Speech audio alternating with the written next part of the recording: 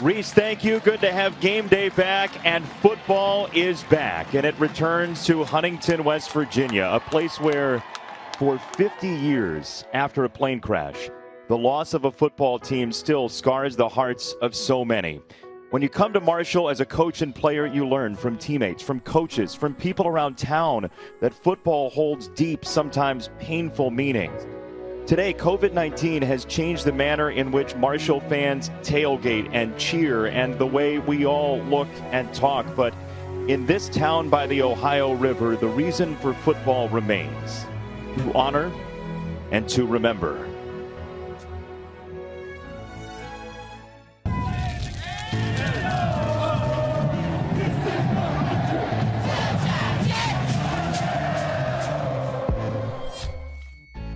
The wrapping will be missing, but the gift will remain.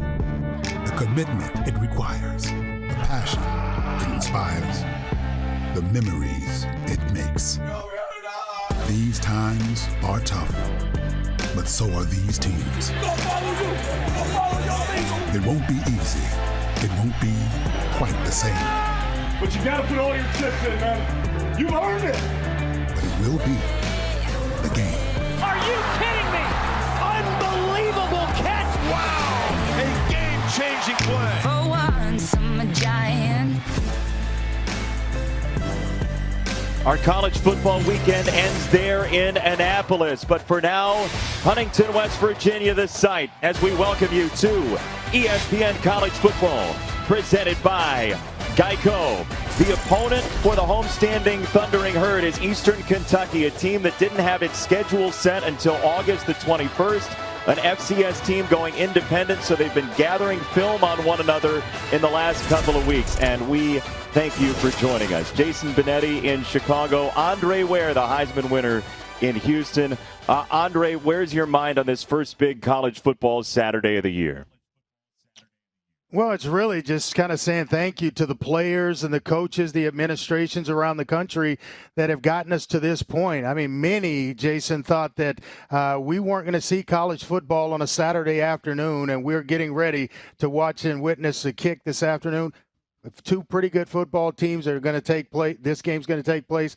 It is. It's been tough to get here, but they have made it happen for us. A difficult year for all of us, and football is going to look different. And for more on that, we go to Huntington, West Virginia. Our reporter, Katie George, is there. Hi, Katie. Hi, Jason. No question things look different here on the field and in the stands, but I'm happy to report that all EKU and Marshall personnel have been tested 3 times this week per Conference USA guidelines. If you see them here on the field, that means they have been given the all clear to play in today's game. A couple of things worth mentioning for all games this season. Anyone on the sidelines must wear a face covering at all times. The team box has now been extended from the 25-yard lines to the 15 on both sides to allow for more social distancing, while only one team captain for each will be present for the coin toss.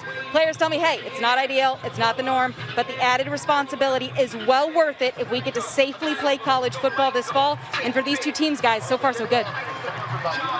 It is at this point. Thank you, Katie. And Doc Holliday, the head coach for Marshall at 78-51, said to us this week, college football coaches love to control everything.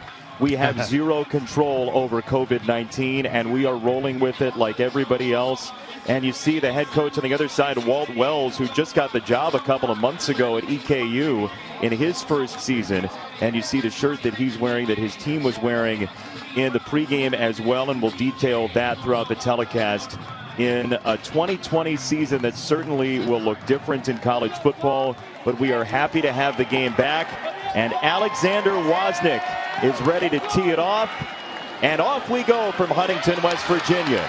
Sheldon Evans back to return for Marshall, and he is across the 25-yard line. The Conference USA Player of the Year last year, a kid out of Columbus, Brendan Knox, a bruising running back, Andre. Yeah, he shows you exceptional vision and speed to go along with it.